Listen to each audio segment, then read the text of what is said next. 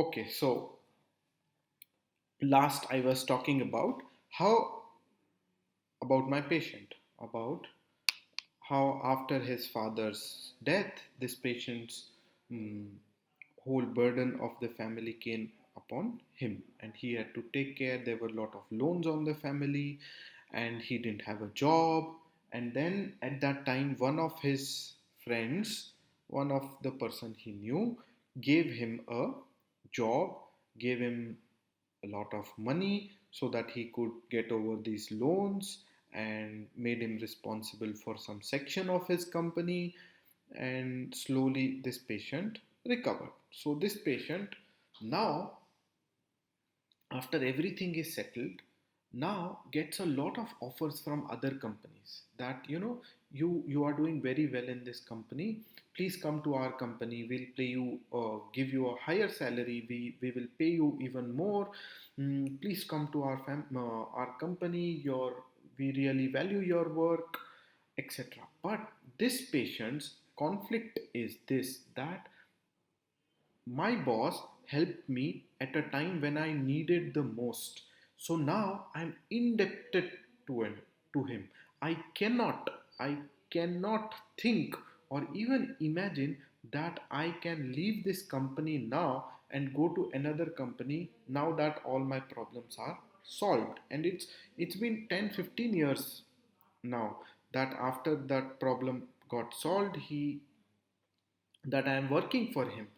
So many people tell me that it's okay, now you have also given him back by working for his company, and his company has prospered. So you can consider the other option. But he is like, no, I cannot. It's absolutely wrong to do that. It's not correct. And I feel so indebted that I cannot take any other option or any other job. This is like Aurum met is like bhakti, है ना? If you have read Dr. Sankaran's Materia Medica, one of his confirmatory symptom for Aurum met is bhajans, listening to bhajans or kirtans. So there is lot of bhakti. Bhakti means devotion in Aurum. There is lot of devotion to particular thing, to work, to the person who helped, in general to life. They feel very attached and restricted by that devotion, but they feel that is life. You have to be devoted. You cannot do things just like that. There has to be devotion, there has to be passion and intensity to things. So they that is why Aurum Met is very much better by listening to such devotional songs and bhajans and kirtans. Hmm? So devotion. So out of this devotion and conscience comes the Aurum conflict. Should I go to that job? Should I not go to that job? Not being devoted to something is wrong. It's not right. But there are other things maybe you can consider. But no, it's wrong. It's not correct. It's right. It's wrong. It's right. It's wrong. So they are bound by their devotion and their attachment. So the next remedy is lac caninum. Lac can, the main feeling of lac can is that I am working for you, I am working in your family as a wife, and I'm taking care of your whole family. I'm taking care of your parents, I'm taking care of your brothers, I'm taking care of your children, I'm taking care of you, my husband, I'm taking care of everybody. And in spite of I doing so much and taking care and really looking after your family, nobody values me. There is absolute zero value for me. All of you look at me as an instrument, as a means to get your work done. I am here like a servant in your house. I have to cook food for you, I have to serve you, I have to wash utensils, I have to clean the house, to wash the clothes, get the clothes ironed so that by tomorrow morning you are ready, your sons are ready, your mother is ready, your father is ready, your brother is ready, everybody is ready. But nobody even asks me, have you eaten food? Have you? Nobody cares one bit about it. You are all selfish being, only looking for your selfish means, and I am just a instrument, a machine who is serving you. That's all. You don't value me at all. This is how Lacan feels, or in general, mammals feel like this, that they are abused, they are tortured, they are used, overused like a machine, like inhuman use of the human. That is how you're using me up, and you're extracting every single drop of my blood out to just serve your means. That's it. You don't care about the human being in me. That is mammal's theme, Lacan. And in Lacan, the main feeling is you are abusing me, and along with the abuse, there is this feeling of looked down upon. That you feel I am some dirt, and I'm nothing. I'm absolutely not important. I'm like a doormat in your house. Ekdam, you look down upon me like I am nothing. You just brush me off like that. So this is Aurum that this is lac caninum, that I am being abused and being looked down upon. And the conflict is in Lacan that I am being abused by the family or by my job or my boss, but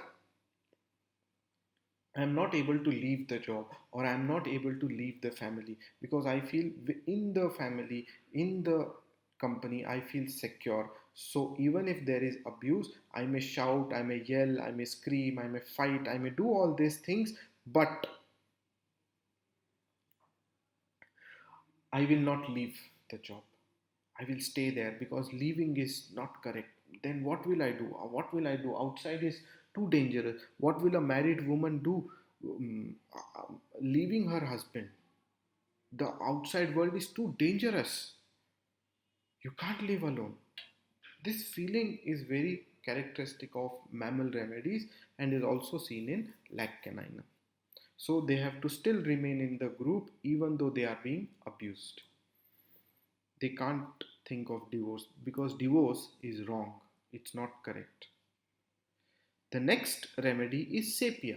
Sepia is not given in Kent repertory, but I added because it is given in the Kent's comparative repertory of homeopathic materia medica.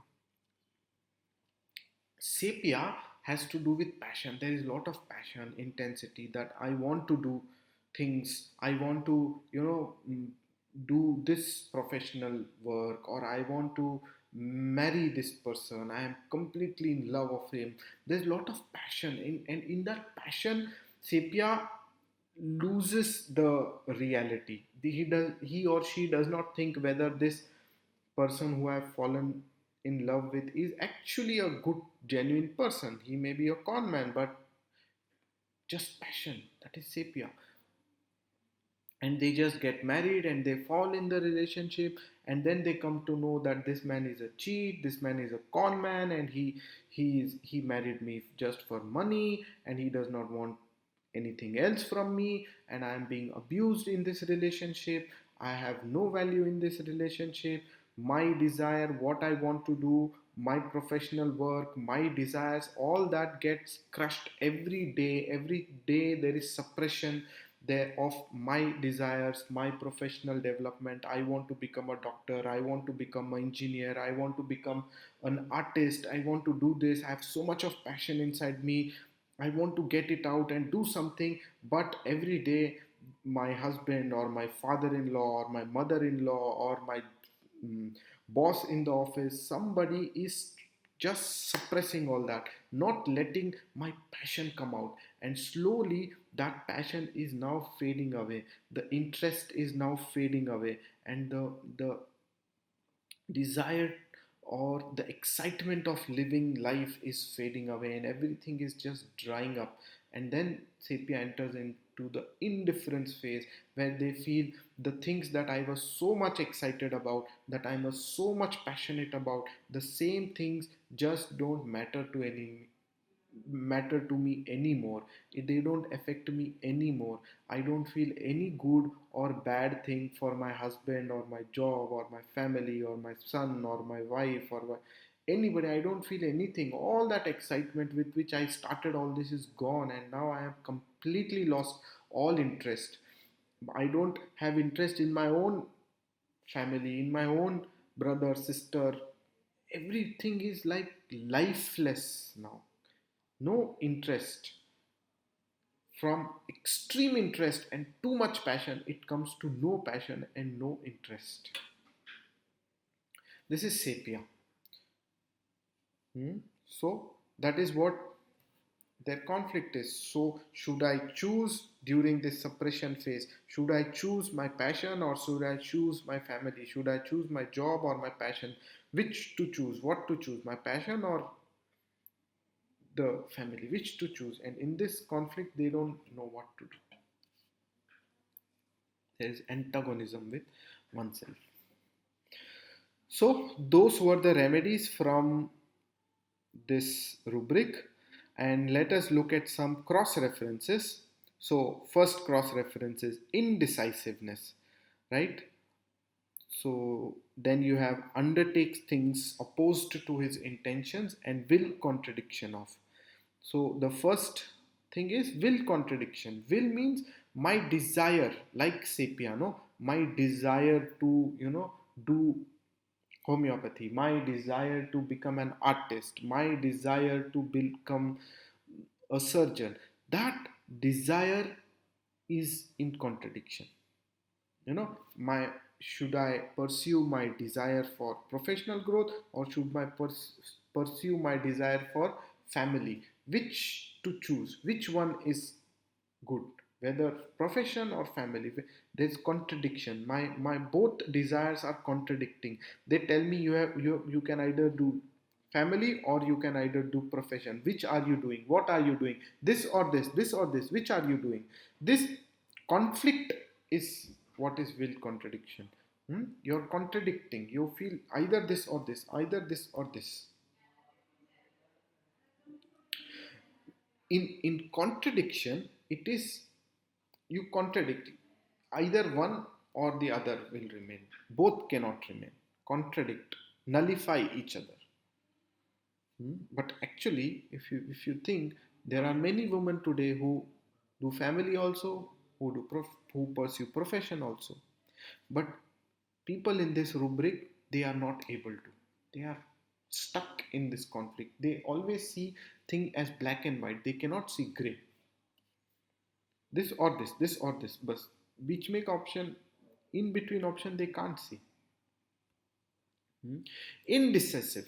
Indecisive means not able to make decision. Now indecisive is another rubric altogether, because you cannot make decision because you are not confident. You may not be able to make a decision because you you don't understand what is right wrong here. You may not be able to make decision because they are conflicting thought. You may not be able to make a decision because mm, you don't like some things. There can be many reasons for indecisiveness is a very broad rubric. We have to always look at the reason behind indecisiveness, and in this case the indecisiveness comes out of contradicting will. Sometimes indecisiveness can be mainly only because I lack confidence. I don't know what I want actually. Indecisive maybe because um, I feel there are too many options, so it's too confusing for me. That also causes indecisive. Even confusion causes indecisiveness. Too many options, multiple options, indecisive. So cannot decide, cannot choose which one is good for me. The last rubric is undertake things opposed to his intentions. So intention means there is a my intention is to become a doctor, okay, but I became a nurse. Your whole plan got changed. It's not like one decision. the whole life changed. The whole plan changed. That is intention. Intention is, I want to become a homeopath, but I joined hospital, allopathic hospital, and I started doing that, and I just kept on doing that, and in the end I became a allopathic doctor. I didn't become a homeopath. My intention of joining medical field was to become a homeopath, but I landed up becoming a general practitioner. Undertakes things opposed to his intention. His intention was to become a homeopath, but he became a allopath. He didn't achieve what he wanted to. This is where you take this rubric: undertakes things opposed to his intentions.